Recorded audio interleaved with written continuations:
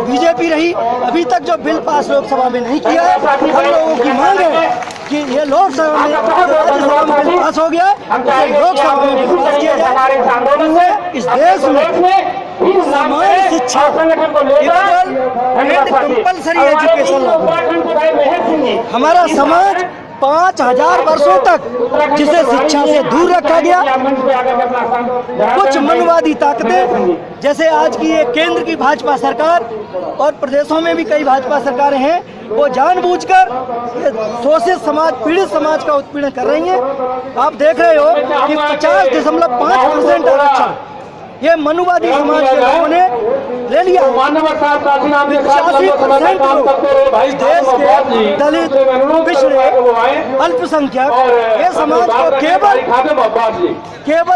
50% में बांध दिया, 49%, 49.5%। और ये 13% मनुवादी लोग इस देश का 51% आरक्षण खा रहे और आरक्षण का विरोध करते हैं। इनका देखो मंदिरों में, सारे के सारे मंदिरों में एक ही समाज के लोग बैठे, हमारे वाल्मीकि समाज के, धोबी समाज के, उन मंदिरों में हक अधिकार क्यों नहीं है?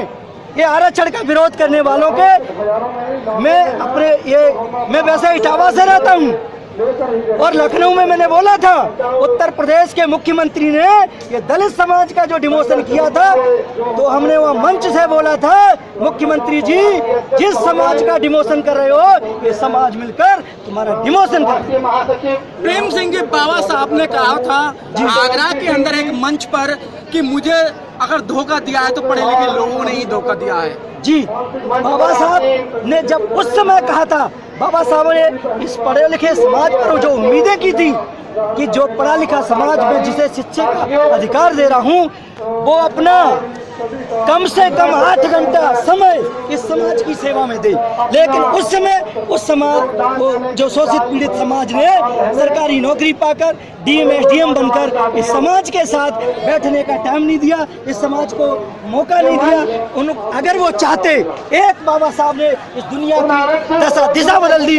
ये पढ़े लिखे लोग दुनिया में सब कुछ बदल सकते थे, लेकिन वो पढ़े लिखे लोगों ने उस समय धोखा दिया था। लेकिन आज वो सारे पढ़े लिखे लोग मान्यवर साहब ने इकट्ठे किए थे, मान्यवर कांसीराम साहब ने, और बाम से बनाई और सारे पढ़े लिखे लोगों को मिलाकर उत्तर प्रदेश की सत्ता हासिल की थी।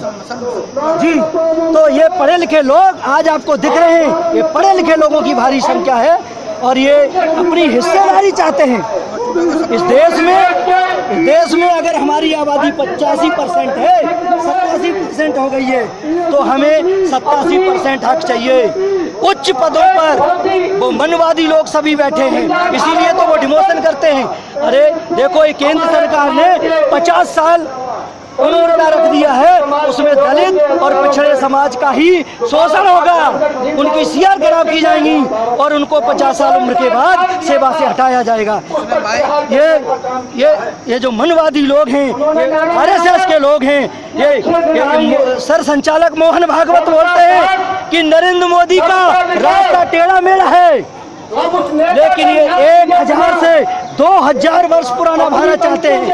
अरे क्या चाह रहे हैं? क्या 2000 वर्ष पहले इंसान के गले में हंडी और पीछे झाड़ू था? शर्म आनी चाहिए मोहन भागवत जी को और देश के प्रधानमंत्री नरेंद्र मोदी को। समान हक अधिकार दें। बाबा साहब ने जो संविधान दिया है,